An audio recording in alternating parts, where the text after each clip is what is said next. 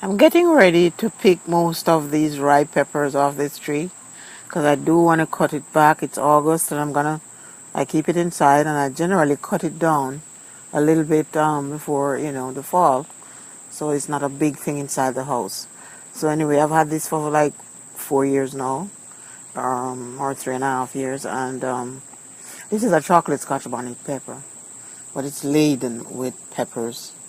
Can't complain. It bears a lot. Everywhere you look, there's peppers all around. So I'm going to pick some, and I'll show you what I get when I'm done. Okay? All right. So I just picked about 95 peppers or more, because I counted 90 and then I put a lot more. But as you can see, there's a lot more peppers on this tree. It really was very fruitful this year, as it always has. It never let me down. But I just picked the very ripe ones, left most of the half green ones.